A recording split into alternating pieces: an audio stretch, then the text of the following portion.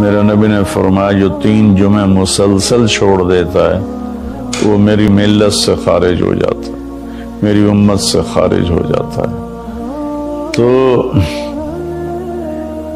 میں اپیل کروں گا ان بہن بھائیوں سے جو نماز میں سستی کرتے ہیں، کم از کم جمعہ ضرور پڑھ لیا کریں۔ عورتوں پہ جمعہ فرض نہیں ہے، مردوں پہ فرض ہے۔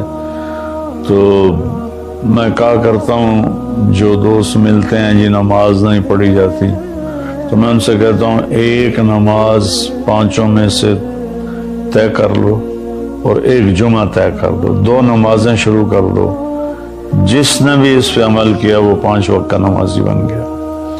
تو جمعہ کی نماز کے بعد جمعہ سے جمعہ تک کے جتنے گناہ ہوتے ہیں وہ اللہ تعالیٰ معاف فرما دیتے ہیں، اور جو جتنی جلدی جا کے بیٹھتا ہے امام کا خطبہ سننے کے لیے اس کو اتنا زیادہ اجر ملتا ہے۔ تو آج رمضان کا پہلا جمعہ ہے کہ ہم اس کا اہتمام کریں۔ رمضان المبارک میں جنگ بدر ہوئی، 17 رمضان جمعے کا دن، اور اللہ نے قیامت کو بھی جو قائم کرنا ہے جمعے کا دن۔ تو ہر دن اللہ کی بارگاہ میں بابرکت ہوتا ہے اگر ہم اس میں اللہ کی مان کے چل رہے ہیں، اور رمضان شریف میں خاص طور پر، اور پھر جمعہ ہو تو خاص طور پر اس میں ہم اپنے عبادت کو بڑھائیں۔ درود شریف جمعے کے دن کا مبارک عمل ہے کثرت سے درود شریف پڑھنا، اور 300 دفعہ جو درود شریف پڑھ لیتا ہے وہ کثرت میں شمار ہو جاتا ہے، اوپر کی کوئی حد انتہا نہیں ہے۔ ہمارے ایک رشتہ دار تھے، وہ انتقال ہو گیا، اللہ ان کو درجے بلند کرے۔ وہ روزانہ ایک دن میں 10,000 دفعہ درود شریف پڑھا کرتے تھے، ہر وقت تسبیح ان کے ہاتھ میں ہوتی تھی، اور روزانہ 10,000 دفعہ درود شریف پڑھا کرتے تھے۔ تو میرے بہن بھائیوں، میرے عزیزوں، اللہ تعالیٰ نے ہمیں ہر نماز کی بڑی اہمیت بتائی ہے، ہر نماز کی، لیکن خاص طور پر جمعے کی بڑی فضیلت ہے، اور جمعہ بھی رمضان المبارک کا ہو تو اور زیادہ وہ باعث برکت ہے، قابل رحمت ہے۔ تو روزے کا بھی اہتمام ہو اور ساری نمازوں کا اہتمام فرمائیں، کوئی با جماعت پڑھنے کی کوشش کریں، کوئی جماعت سے رہ جائے تو پھر اس کو چھوڑیں نہیں، اسے ضرور پڑھ لیں، کہ نماز کی اللہ تعالیٰ نے جتنی تاکید قرآن میں کی ہے اور کسی کی اتنی تاکید نہیں کی۔ اور اللہ تعالیٰ نے 10 دفعہ اقیم الصلاۃ، اقیم الصلاۃ، اقیم الصلاۃ وآتوا الزکاۃ، تو 10-12 دفعہ اللہ نے قرآن میں براہ راست حکم کیا اقیم الصلاۃ وآتوا الزکاۃ۔ اور ادھر اللہ پاک کی رحمت کے دروازے کھلے ہوئے ہیں، اللہ کا عرش پہلے آسمان پر ہے، جنت کے دروازے کھل چکے ہیں، جہنم کے دروازے بند ہو چکے ہیں۔ اور میرے نبی کا فرمان ہے کہ اگر میری امت کو پتہ چل جائے رمضان کیا ہے تو تمنا کریں گے کہ سارا سال ہی رمضان ہو، اتنی اللہ کی رحمت ہوتی۔ اللہ نے فضل فرمایا، صرف 1 مہینے کے لیے ہمیں اللہ تعالیٰ نے اس کا پابند کیا۔ تو میرے بھائی بہنوں، اس مہینے کو قیمتی بناؤ، کسی سے ہم لڑے ہوئے ہیں ہم صلح کر لیں، مرنے والے سے پوچھو کہ لڑائی کا کیا نقصان ہوتا ہے، مرنے والے سے پوچھو دنیا کی دوڑ کا کیا نقصان ہوتا ہے، مرنے والے سے پوچھو ماں باپ کی نافرمانی کا کیا انجام ہوتا ہے۔ امام بخاری رحمۃ اللہ علیہ نے ایک واقعہ نقل کیا ہے کہ ایک گاؤں میں ایک نوجوان کو دفن کیا گیا، تو عصر کے بعد اس کی قبر پھٹتی اور وہ قبر سے نکلتا، اور اس کا چہرہ گدھے کا ہوتا تھا، اور وہ 3 دفعہ گدھے کی آواز میں آواز نکالتا تھا، پھر وہ قبر میں گرتا تھا، قبر مل جاتی تھی۔ تو لوگوں نے اس کی ماں سے پوچھا کہ یہ کیا چکر ہے؟ تو اس کی ماں نے بتایا کہ شرابی تھا، شراب پیتا تھا، تو میں اسے روکتی تھی نہ پیا کر، تو وہ آگے مجھے کہتا تو کیا گدھے کی طرح आवाज़ें निकालती रहती है, मुझे ना सुनाया करो। तो अल्लाह ताला ने थोड़ा सा उसका अंजाम दिखा दिया कि माँ बाप को इस तरह तकलीफ़ देने से क्या होता है। तो भाइयों, एक तो हम नमाज को ज़िंदा करें। मेरे नबी ने कहा जुइलत कुर्रतु ऐनी फ़िस्सलाह, नमाज रोज़े से बड़ा फ़र्ज़ है, मेरी आंखों की ठंडक नमाज में है। और जब आप दुनिया से तशरीफ़ ले जा रहे थे तो आपने पूरे दीन को दो लफ्ज़ों में बयान किया, एक है हुकूकुल्लाह, एक है हुकूकुल इबाद, और एक है बंदगी और एक है मुआशरत। तो आपने फरमाया अस्सला, जब आप दुनिया से तशरीफ़ ले जा रहे थे आपने हज़रत अम्मा आयशा रज़ियल्लाहु अन्हा अलैहिस्सलाम के सीने पर यूं सर रखा हुआ था इस तरह करके ऐसे, और अम्मा आयशा ने आपको सहारा दिया हुआ था, अपने सीने पर लटाया हुआ था। तो आप फरमा रहे थे अस्सला व मा मलकत ऐमानुकुम, मेरी उम्मत एक नमाज ना छोड़ना और एक मेरी उम्मत के गरीब तबके पर रहम करना, उनके साथ आसानी का सलूक करना, उन पर सख्ती ना करना, उनसे नरमी का सलूक रखना। फिर अस्सला व मा मलकत ऐमानुकुम, नमाज ना छोड़ना, नमाज ना छोड़ना, नमाज ना छोड़ना। और आखिरी अल्फाज भी यही थे अस्सला अस्सला अस्सला, नमाज नमाज नमाज। फिर फरमाया अल्लाहुम्मा रफ़ीक़ल आला। वालिया होता है,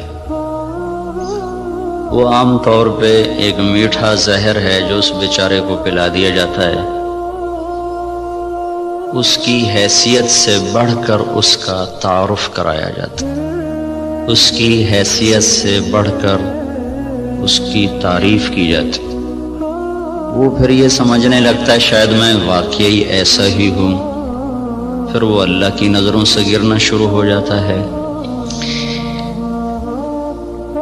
इसलिए मैं ये एक बात तो आप सब हजरात की खिदमत में अर्ज करूँगा, आज तो अल्लाह को कोई नहीं जानता, मैं कौन हूँ जिसे हर कोई जानता है कि मौलाना तारिक जमील तारुफ के मोहताज नहीं। मैं तो एक गंदे नुत्फे से बना हुआ इंसान, कल को मट्टी आज भी मट्टी, मिट जाने वाली शय।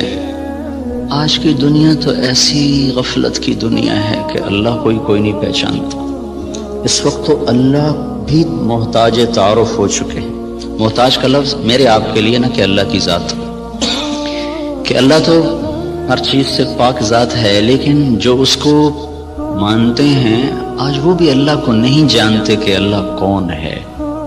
तो मैं और आप तो बड़े ही छोटे इंसान हैं, हमारी कोई हैसियत नहीं है। तारुफ ज़रूर करवाया जाए पर बड़े नपे तुले अल्फाज के साथ, जिससे अगले का मिजाज ख़राब ना हो, बल्कि वो भी अपनी हैसियत में रहे, अपने दायरे में रहे। हमारे उस्ताद साहब रहमतुल्लाह अलैह जिनसे बुखारी पढ़ी, वो फरमाया करते थे इल्म की दो किस्में हैं। एक वो जो किसी के ज़रिए से हासिल हो, उसको कहते हैं हुसूली, हासिल हुआ। एक वो जो मैं खुद जानता हूँ, उसे कहते हैं वजूदी। वज़न में वजूदी इल्म की ताकत हुसूली इल्म से ज़्यादा होती है। एक चीज़ मैं खुद देख रहा हूँ, एक बता रहा है, दोनों में फ़र्क है। शुनीदा कैबवन मानिंद दीदा, ये एक फ़ारसी की मिसाल है। इसी को अरबी में लैसल ख़बर कल मुआयना, देखा सुना बराबर नहीं है। तो इल्म वजूदी की ताकत हुसूली से ज़्यादा होती है, सिवाय एक जगह के, जब आदमी की तारीफ होती है उन चीज़ों के साथ जो उसमें नहीं है, तो वो वहाँ बेचारा धोखा खा जाता है। वो समझता है ये जो कह रहे हैं ना ठीक ही कह रहे हैं, हालांकि वो अच्छी तरह जानता है कि मैं ऐसा नहीं हूँ जैसा ये कह रहा है। लेकिन थोड़ी देर के लिए उस पर भी एक नशा तारी हो जाता है, वाकई ऐसा ही हूँ। तो इसलिए मैंने ये अर्ज़ किया कि आप लोगों की तो मजबूरी, आपके पास अफसरान आते हैं, उनकी तारीफ ना करो तो फिर वो आपको कोई डोनेशन नहीं देंगे। उनको आप बढ़ा चढ़ा के अरस्तु ना बनाओ, जाली न्यूज़ ना बनाओ। ये वो पिछले दिनों ना जब वो हुकूमत ने तालीम मैट्रिक तक मुफ्त का ऐलान किया, तो मैं सियालकोट में हमारी जमात गई थी, तो वहाँ चॉकिंग हुई थी दीवारों पर, वक्त का सर सैयद परवेज़ इलाही। میں کہا بھائی اس سے بڑی بےزتی سر سید کی اور نہیں ہو سکتی۔ جس آدمی نے تن من دھن قربان کر دیا امت کو کسی رخ پر لانے کے لیے اور اس گرداب سے نکالنے کے لیے کہ یہ کچھ دنیا کو بھی سمجھنے والے بنے، ایک نواب صاحب کے پاس گئے چندہ مانگنے، وہ تھے مخالف ان کے، تو انہوں نے تمسخر اور ٹھٹھے کے طور پر اپنے پرانے جوتے ان کو ڈبے میں پیک کر کے دے دیے کہ آئیے آپ کی اسکول کے لیے چندہ ہے۔ وہ لے گئے علی گڑھ، کھول کے دیکھا تو پرانے جوتے، تو انہوں نے اس کو بازار میں فروخت کیا، وہ کوئی 4 آنے 8 آنے کے بکے، وہ جمع کر کے رسید کاٹ کر لیٹر میں ڈال کے بھیج دی کہ آپ نے جو ہمیں چندہ دیا تھا وہ ہم نے بازار میں بیچا، اس کے اتنے پیسے ہم نے وصول پائے، اس کی رسید آپ کی خدمت میں پیش کر رہا۔ جو آدمی ایسے ذلیل ہو کہ اسی کنارے پہنچا وقت کا سر سید پرویز علیہ، میں کہا اس سے بڑی بےزتی آج تک سر سید کی نہیں ہو سکتی۔ تو خیر یہ ہمارے موضوع کی بات نہیں تھی، لیکن مجھے اپنی جان بھی تو بچانی ہے نا۔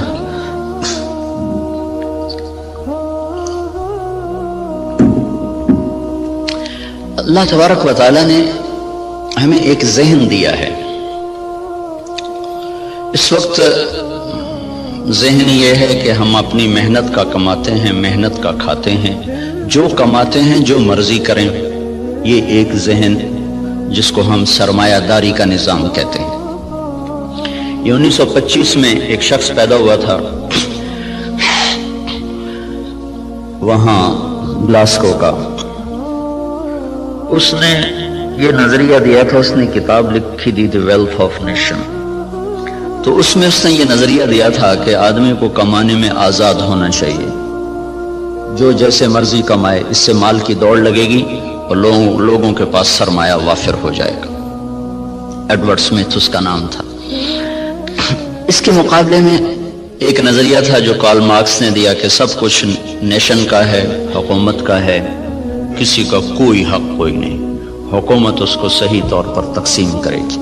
یہ 2 غلط نظریے دنیا میں چلے، ایک ختم ہو گیا، ایک قریب المرگ ہے، ختم ہونے پر ہے۔ اسلام اس کے بیچ میں لاتا ہے، وَكَانَ بَيْنَ ذَلِكَ قَوَامًا، وہ درمیان میں لاتا ہے، وہ ملکیت اللہ کی ثابت کرتا ہے، نہ میری نہ حکومت کی، الملک للہ۔ ہمارے نبی جب صبح اٹھتے تھے نا تو آپ ایک دعا مانگا کر، صبح اٹھتے ہی اصبحنا واصبح الملک للہ والکبریاء والعظمۃ للہ والخلق والامر واللیل والنہار وما سکن فیہما للہ وحدہ اللہم اجعل اول هذا النہار صلاحا واوسطہ فلاحا واخرہ نجاحا اسألک خیر الدنیا والآخرۃ یا ارحم الراحمین۔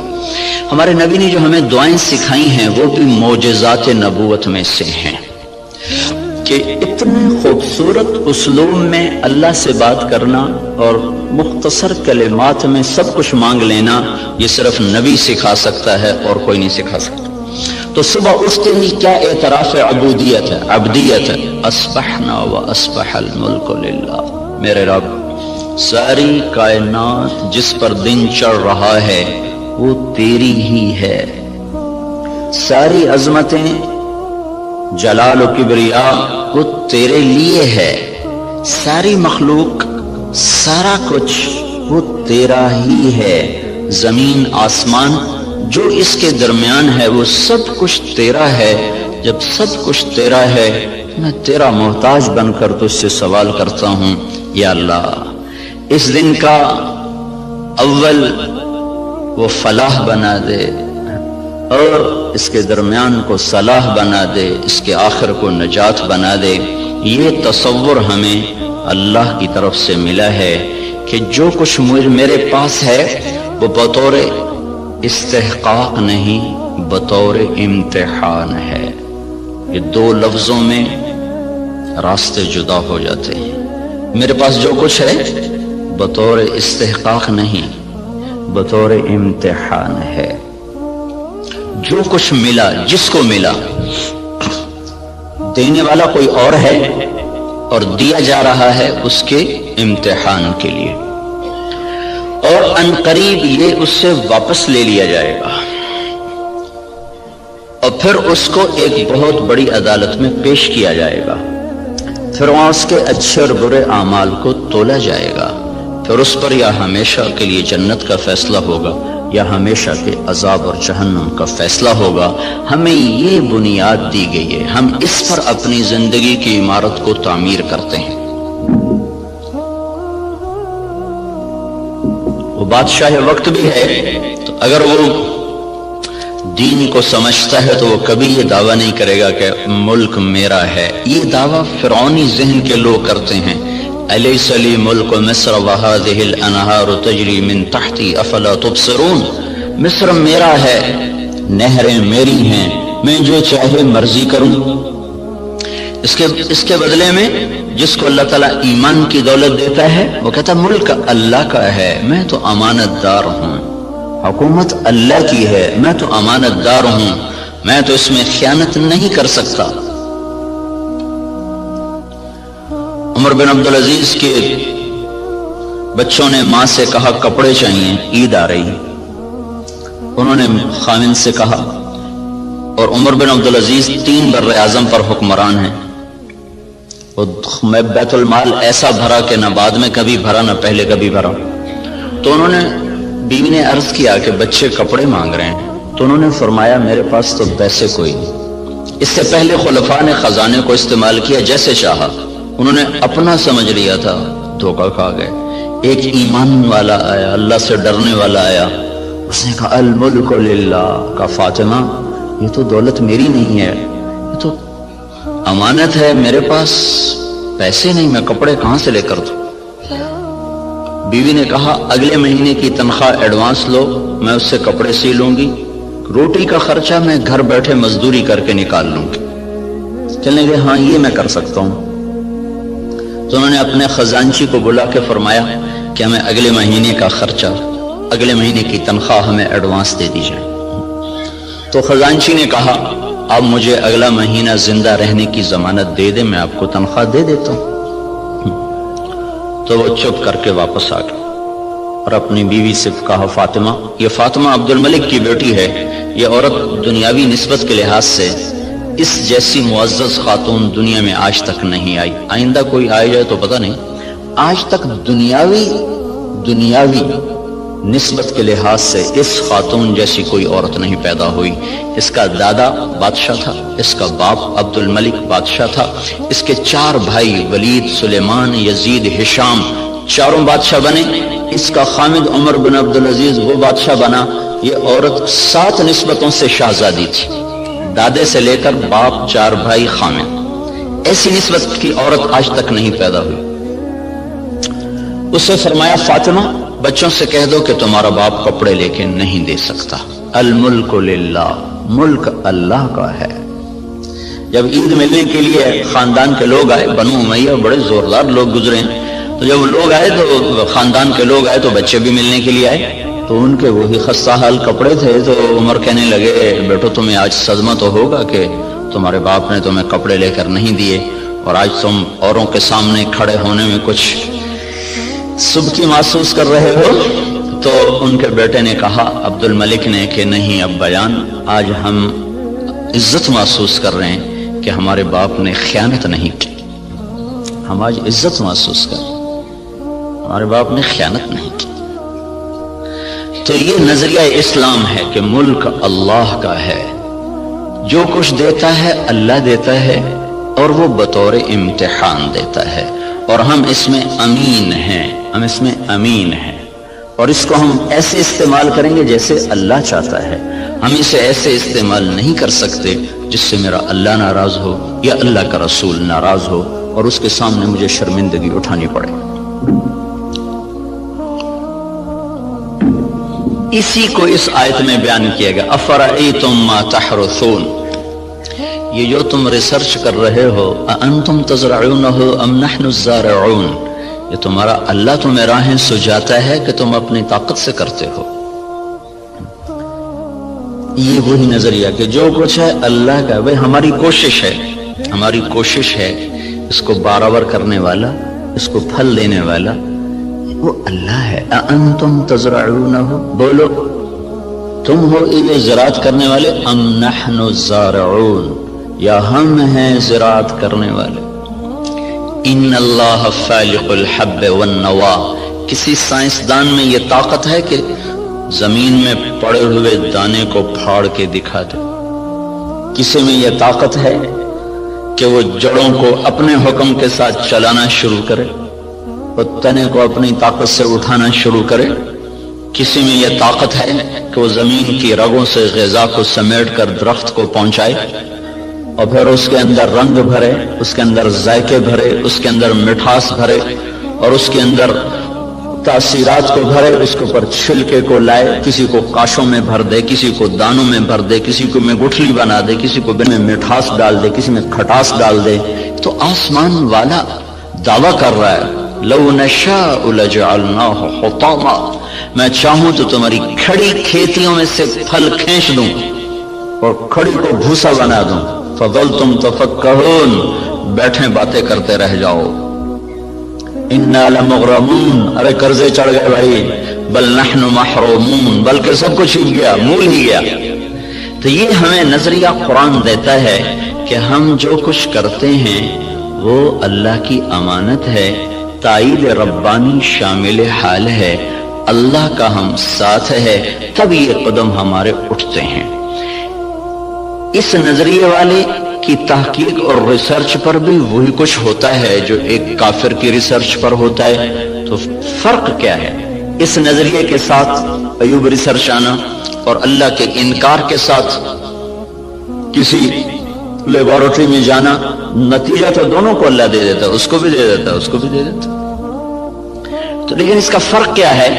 اس کا فرق پڑتا ہے عملی زندگی میں کہ جو آدمی اپنا سب کچھ کر کے چلتا ہے پھر وہ آزاد ہو کے چلتا ہے، وہ اپنی ترتیب زندگی میں نہ اللہ کو پہچانتا ہے نہ اس کے رسول کو پہچانتا ہے، اور جو اسے اللہ کی امانت سمجھ کے چلتا ہے اس کی ترجیحات تبدیل ہو جاتی ہیں، وہ اللہ اس کے رسول کو سامنے رکھ کر چلتا ہے اور وہ آخرت میں اس جواب دہ ہونے کے احساس سے چلتا ہے۔ یہ دو سوچ ترجیحات کو تبدیل کر دیتی ہیں، ان کی سوچ اور طرف چلی جاتی ہے، وہ حرص و ہوس کے بندے بن جاتے ہیں، اللہ اس کے رسول سے غافل ہو جاتے ہیں۔ یہ قدم قدم پہ لرز لرز کے چلتا ہے، کانپ کانپ چلتا ہے۔ یہ عملی زندگی میں پھر یہ نظریہ طاقتور بن کے انسانیت کو صحیح رخ پر لاتا ہے، جو آپ کے ڈاکٹر صاحب نے فرمایا کہ ہم ذلت و پستی کا شکار ہیں۔ وجہ دین سے دوری ہے، دین سے دوری کی وجہ نظریات کمزور ہو چکے ہیں، تصورات کی دنیا میں اللہ نہیں بس رہا، اللہ کا رسول نہیں بس رہا، جنت اور جہنم کا تصور موجود نہیں ہے، اس لیے قدم بہک گئے، راستوں سے بھٹک گئے، ترتیب ساری الٹی ہو کے رہ گئی۔ تو اللہ تعالیٰ ہمیں یہ ذہن دیتا ہے تم اگاتے ہو کہ اللہ اگاتا ہے۔ جہاں آپ کی ساری زراعت فیل ہو جائے، انس رضی اللہ تعالیٰ عنہ کو ان کی ماں لے کر آئیں، یا رسول اللہ آپ کا بچہ ہے، آپ کی خدمت کرے گا، اس کے لیے دعا کرنا۔ تو آپ نے فرمایا اللہم بارک لہو فی عمرہ و مالہ، اللہ اس کے مال میں عمر میں برکت دے دے۔ تو انس رضی اللہ عنہ فرمایا کرتے تھے کہ اللہ تعالیٰ نے مجھے اتنی زندگی دے دی کہ اب میں زندگی سے تنگ آ گیا، اللہ کے نبی نے لمبی عمر کی دعا دی، اور ساری دنیا میں کھجور کا پھل سال میں ایک دفعہ پھلتا ہے، کھجور کا درخت، لیکن انس رضی اللہ تعالیٰ عنہ کا باغ سال میں 2 دفعہ پھل دیتا تھا۔ وہ گرمی میں بھی پھل لیتا تھا، سردیوں میں بھی پھل لیتا تھا، نہ ٹیکنالوجی تھی، نہ سائنس، نہ کچھ، صرف اللہ کے نبی کی دعا تھی کہ یا اللہ اس کے رزق میں برکت عطا فرما۔ تو ان کے پھل سال میں 2 دفعہ آتے تھے۔ وہ کھجور تو ویسے ہی بہت دیر کے بعد پھل لیتی ہے۔ سلمان فارسی آئے کہ یا رسول اللہ آزادی تو ملی پر نہ ملنے کے برابر کا، کیوں؟ کہ وہ یہودی نے کہا ہے 100 پودے کھجور کے لگاؤ، جب وہ پھلدار ہو جائیں پھر تمہیں آزاد کروں گا۔ اب کھجور جلدی پھل لینے میں آ جاتی ہے، وہ تو وہی دور تھا جو پرانے زمانے کی کھجوریں تھی جو چل چل چڑھ چڑھ کوئی 10 سال کے بعد پھل دینا شروع کرتی تھی۔ تو میری آزادی تو پھر نہ ہونے کے برابر. اچھا چلو مجھے لے چلو. 3-4 سال پہلے وہ جگہ میں دیکھنے گیا تھا جہاں وہ باغ تھا. انہوں نے باڑ لگائی ہوئی ہے اس کے چاروں طرف. باغ تو نہیں ہے، وہ خالی جگہ پر ہے وہاں موجود. تو آپ نے کھجور اٹھاتے اور لگا دیتے، کھجور اٹھاتے لگا دیتے. سال کے اندر اندر ساری کھجوریں بڑھ کے پھل دینے لگے. صرف 1 سال. ایک کھجور اٹک گئی. یا رسول اللہ، ایک کھجور نہیں اٹکی. کیا ہوا؟ تو حضرت عمر بولے یا رسول اللہ وہ میں نے لگائی تھی. کہ تیرا بھلا تو نے کیوں لگائی تھی؟ پھر آپ تشریف لے گئے، پھر آپ نے اپنے ہاتھ سے لگایا، سال کے اندر وہ پھلدار ہو گئی. اب یہاں ساری سائنس بھی فیل ہے، ٹیکنالوجی بھی فیل ہے. انتم تزرعونہ ام نحن الزارعون، تم اگاتے ہو کہ تمہارا اللہ اگاتا ہے، تم زراعت کرتے ہو کہ تمہارا اللہ کرتا ہے. زراعت کو پانی کے ساتھ جوڑا ہے تو اللہ تعالیٰ فرمایا افرأیتم الماء الذی تشربون انتم انزلتموه من المزن ام نحن المنزلون. یہ پانی تم بارش کا برساتے ہو کہ تمہارا اللہ برساتا ہے.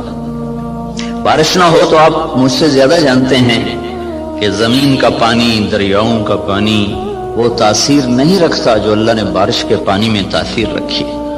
زندگیوں کو زندگی مل جاتی ہے. وَتَرَى الْأَرْضَ حَامِدًا وَتَرَى الْأَرْضَ خَاشِعًا، 2 لفظ قرآن استعمال کرتا ہے. زمین کو دیکھو وہ ایسے پھٹی پڑی ہوتی ہے، حامدہ، اس کا ظاہر ختم ہو چکا ہوتا ہے. وَتَرَى الْأَرْضَ خَاشِعًا، اندر باہر سے زمین برباد ہوتی ہے.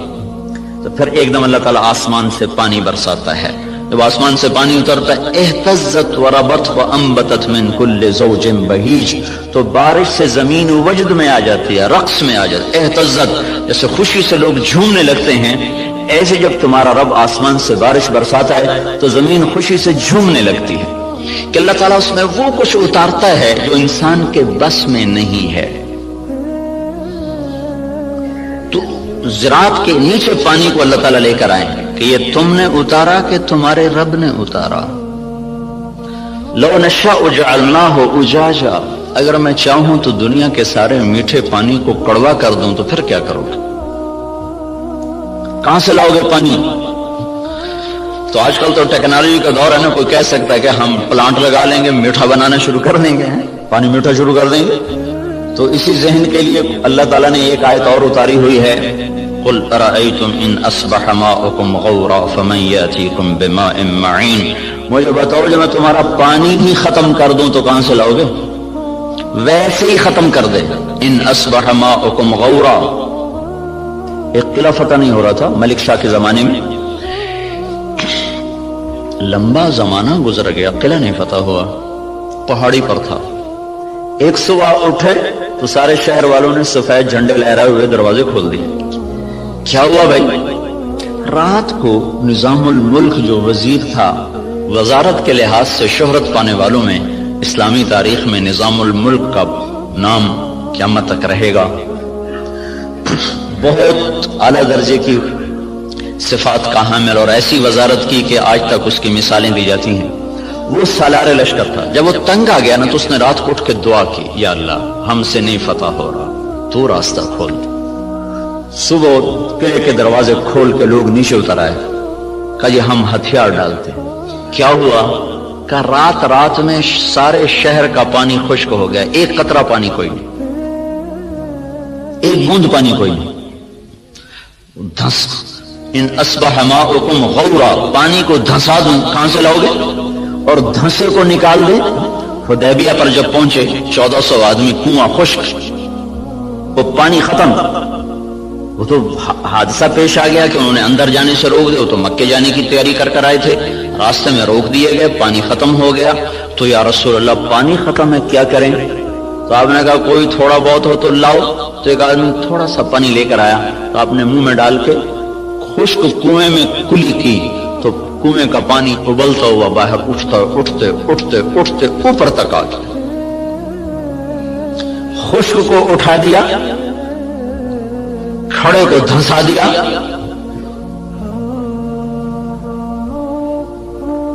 ایک شخص جا رہے ابو الحسن نام مجھے پوری طرح یاد نہیں، راستے میں تھے جنگل میں، پیاس لگی. پانی کی تلاش میں کنویں پر پہنچے، دیکھا تو پانی نیچے، تو انہوں نے اپنے موزے کو اتارا، جوتے کو اتارا، وہ لمبا جوتا ہوتا تھا، اس کو پگڑی سے باندھ کر نیچے لٹکایا تو پانی نیچے تھا، وہاں تک جوتا نہیں جا سکا، تب پریشان ہو کے بیٹھ گئے، اب کیا کروں، پیاس سے جان جا رہی۔ اتنے میں کہ ہرن دوڑتا ہوا آیا، اس نے آ کر تیزی کے ساتھ پہلے یوں نیچے نظر دوڑائی تو پانی بہت نیچے، پھر سیدھا ایسے آسمان کو دیکھا، ایسے یوں دیکھنا تھا کہ پانی فوارہ مارتا ہوا منڈیر کے ساتھ آ کے لگ گیا۔ تو اس نے پیا، انہوں نے بھی پیا، تو ان کو دل میں خیال آیا یہ کیا چکر ہے، یہ جانور اس کے لیے اتنا اکرام اور میں انسان اور ایمان والا، میرے لیے تو یہ ہوا نہیں، جانور کے لیے جو ہو گیا۔ تو ایک آواز سنی تو رسی اور ڈول کے سہارے ڈھونڈتا رہا، اس نے سیدھا اپنے رب کو پکارا، اللہ پکارنے والوں کی ایسے ہی سنتا ہے۔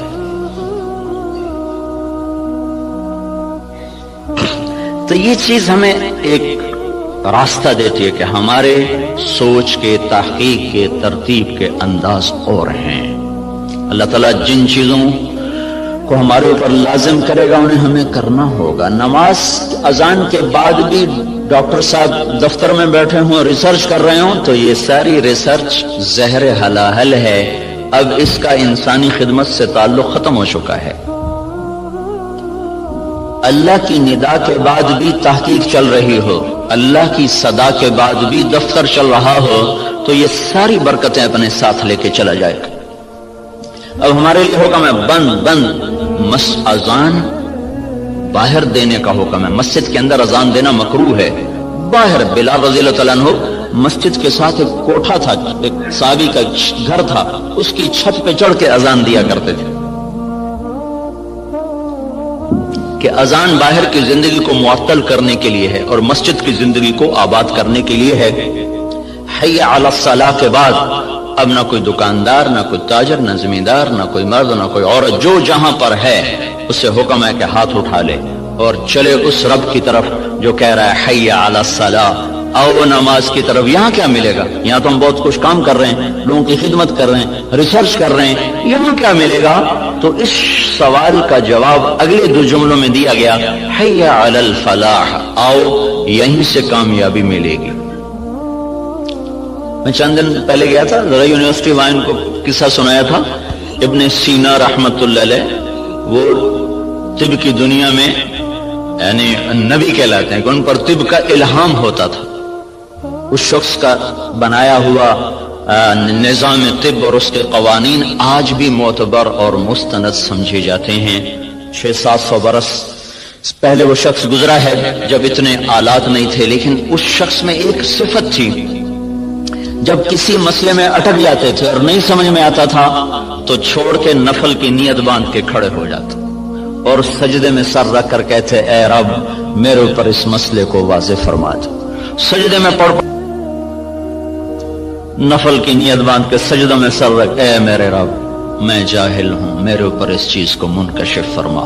پھر 1 دفعہ 2 دفعہ 3 دفعہ کرتے کرتے کرتے کرتے مانگتے مانگتے کا وہ چیزیں ان پر کھلتی تھیں، اور ایسا وہ لوگوں کو فن دے کر گئے ہیں کہ آج بھی ان کے فن کو تسلیم کیا جاتا ہے، اتنی تحقیقات کے باوجود بھی۔ تو آپ بھائی بہت بڑے کام میں لگے ہوئے ہیں، بہت بڑی ضرورت پوری کرنے میں لگے ہوئے ہیں۔ زراعت فرض کفایہ ہے، تجارت جائز ہے، تجارت کرنا جائز اور زراعت کرنا فرض کفایہ۔ اگر لوگ تجارت چھوڑ دیں تو گناہگار نہیں ہوں گے، لیکن اگر سارا طبقہ زراعت چھوڑ دے تو گناہگار ہو جائیں گے۔ علامہ خزائی رحمت اللہ علیہ نے لکھا ہے کہ زراعت کے چھوڑ دینے سے لوگ گناہگار ہو جائیں گے، یہ فرض کفایہ، جیسے جنازہ سارے چھوڑ دیں تو مجرم ہو جائیں گے، تو زراعت فرض کفایہ ہے۔ بہترین مال وہ پالتو گھوڑا ہے اور قطاروں میں لگے ہوئے درخت ہیں۔ قطاروں میں لگے ہوئے درخت سے مراد باغ ہے۔ سب سے بہترین رزق جو اللہ تعالیٰ کسی کو دیتا ہے وہ گھوڑا اور باغ ہے۔ اور آپ نے فرمایا جب اللہ تعالیٰ نے معیشت کو اتارا، معیشت کو جب آسمان سے اتارا تو برکت کو کھیتی اور بکریوں میں رکھ دیا. جب اللہ تعالیٰ نے معیشت کو آسمان سے اتارا تو برکت کو کھیتی اور بکریوں میں رکھ دیا. سعد بن معاذ رضی اللہ تعالیٰ عنہ تشریف لائے تو آپ نے دیکھا ان کے ہاتھوں پر وہ کسی چلانے کے نشان پڑے ہوئے تھے. تو آپ نے کہا سعد کیا ہے یہ؟ کہا جی یہ کسی کے نشان ہے، میں زمین کھودتا ہوں، گوڑی کرتا ہوں. گوڑی کرتے نا زمانے میں ہاتھوں سے کرنا، یا رسول اللہ وہ میں خود کرتا ہوں، اس کے کرنے کی وجہ سے یہ میرے نشان پڑ گئے ہیں، بچوں کی روٹی کماتا ہوں. تو آپ نے ان کا ہاتھ لے کر ایسے چوما اور کہا اس ہاتھ پر جہنم کی آگ حرام ہے.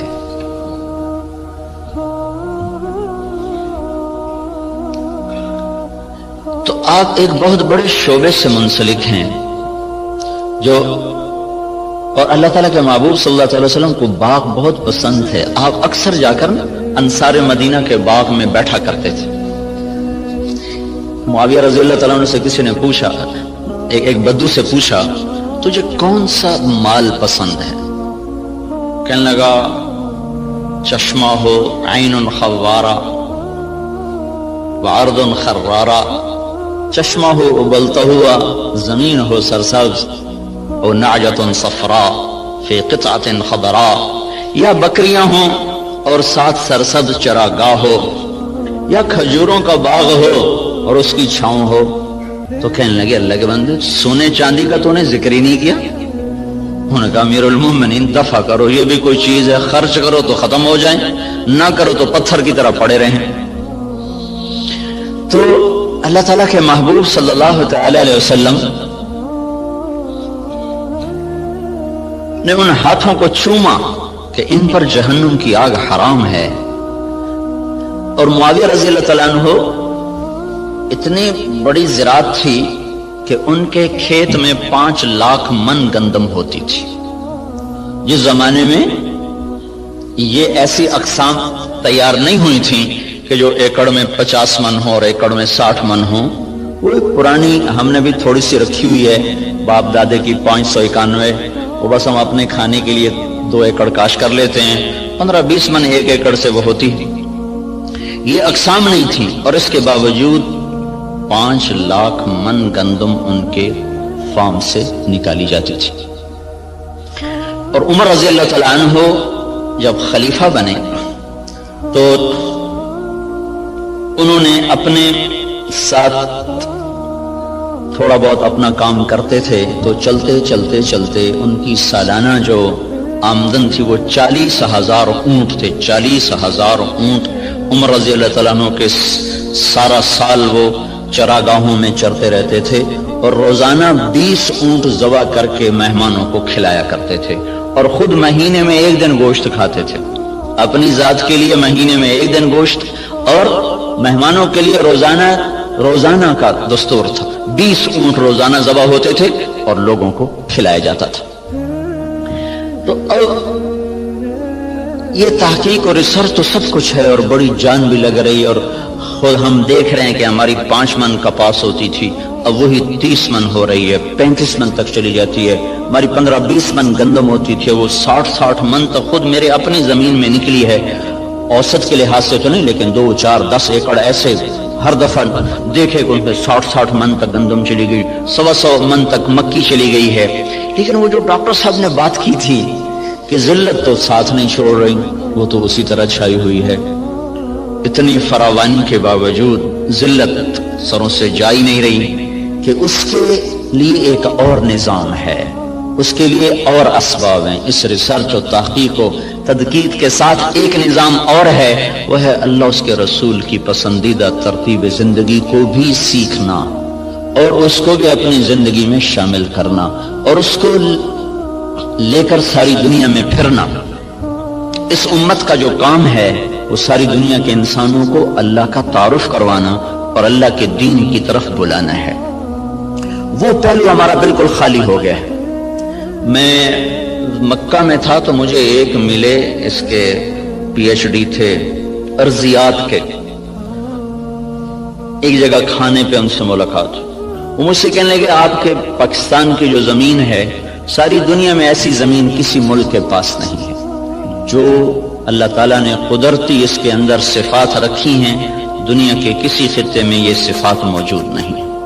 میں نے کہا آپ کی بات درست ہے، لیکن ایک اور ہمیں وائرس لگ گیا ہے جس نے ہماری ہر شے کو برباد کر دیا ہے، وہ بددیانتی اور خیانت کا وائرس ہے جو جان نہیں چھوڑ رہا۔ امریکن سنڈی بھی مر گئی اور کپاس کے وائرس کا بھی علاج ہوگا۔ تو بیوٹی کپاس میں نے اس دفعہ 10 ایکڑ کاشت کی تجربے کے طور پر، جس پر سنڈی ویسے ہی نہیں آئی، وہ نہیں آئی، ہم نے 10 ایکڑ کاشت کیا تجربے کے طور پر، اس پر سارے سیزن میں کوئی سنڈی کا اٹیک نہیں ہوا سوائے لشکری سنڈی کے۔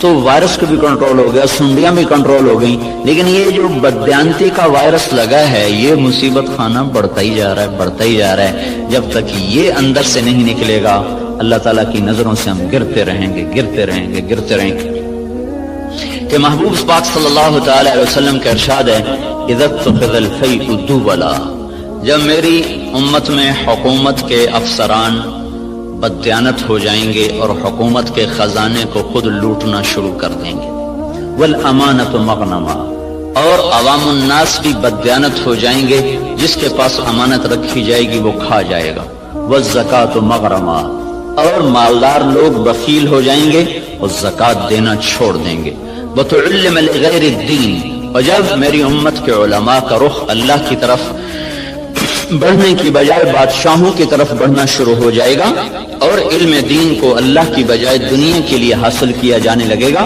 وَأَطَاعَ الرَّجُلُ زَوْجَتَهُ، اور لوگ بیویوں کے فرما بردار ہو جائیں گے، وَعَقَّ أُمَّهُ، اور ماؤں کے نافرمان ہو جائیں گے، اور ادنا صدیقہ، دوست کو دیکھ کر باہیں پھیلا کر گلے سے لگائیں گے، وَأَقْصَى أَبَاهُ، باپ کو دیکھ کر ان کو دھکا دے کے راستے سے ہٹا دیں گے، وَصَادَ الْقَبِيلَةَ فَاسِقُهُمْ، قبیلے کا سردار نافرمان ہوگا، وَأُكْرِمَ الرَّجُلُ مَخَافَةَ شَرِّهِ، ایک دوسرے کو اکرام کر کے بھی آپس میں بغض رکھا ہوا ہوگا، مسکرا کر بھی ملنا ہوگا، اندر میں نفرت بھی ہوگی، ایک دوسرے کے شر سے بچنے کی ہر ایک کی نیت ہوگی، وَكَانَ رَئِيسُ الْقَوْمِ أَرْذَلَهُمْ، بڑے بڑے کلیدی عہدوں پر نکمے لوگوں کو بٹھا دیا جائے گا، نااہل لوگوں کو بٹھا دیا جائے گا، وارتفعت الاصوات فی المساجد، مسجدوں میں لڑائیاں شروع ہو جائیں گی اور فرقہ واریت کی آگ بھڑک اٹھے گی، وظہرت القینات والمعازف، اور گانے والیاں معزز اور محترم ہو جائیں گی اور گانے والیاں عام ہو جائیں گی، اور موسیقی چاروں طرف پھیل جائے گی اور موسیقی کے آلات ہر طرف عام ہو جائیں گے، وشربت الخمور، اور شراب عام ہو جائے گی، ولبس الحریر، اور مالدار لوگ مرد ریشم استعمال کریں گے، ولان آخر هذه الامت اولها، اور اس امت کے آج کے لوگ پہلے لوگوں کو جاہل، ان پڑھ، اس قسم کے القابات سے نوازیں گے۔ جب میری امت میں یہ سب کچھ ہوگا، جب یہ سب کچھ ہوگا تو پھر کوئی دوا کارگر نہیں، کوئی طبیب کارگر نہیں، کوئی تدبیر سرے نہ پہنچے گی۔ پھر کیا ہوگا؟ فَلْيَرْتَقِبُوا عِنْدَ ذَلِكَ رِيحًا حَمْرَاء وَزَلْزَلَةً وَمَسْخًا وَقَذْفًا وَخَسْفًا وَآيَاتٍ مُتَتَابِعَاتٍ، پھر میری امت پر زلزلے آئیں گے، پھر میری امت پر ہوائیں پاگل بن کے ٹوٹ پڑیں گی، پھر ان کو زمین میں دھنسا دیا جائے گا، پھر ان پر پتھروں کی بارش ہوگی، پھر ان پر اوپر نیچے عذاب کے کوڑے برسیں گے، اس طرح عذاب آئیں گے جیسے تسبیح ٹوٹ جائے اور اس کے دانے ٹپ ٹپ ٹپ گرتے ہیں، ایسے اوپر نیچے اللہ کی طرف سے تنبیہات کا ایک نظام چلے گا۔ جب تک ان برائیوں سے یہ نکلیں گے نہیں، اس وقت تک انہیں کوئی اللہ کے ہاں عزت نہیں دلا سکتا، نہ یہ دنیا بنا سکتے نہ یہ آخرت بنا سکتے۔ کافر اور ہم میں فرق ہے، وہ جو مرضی کریں، اگر وہ دنیا کے اسباب کو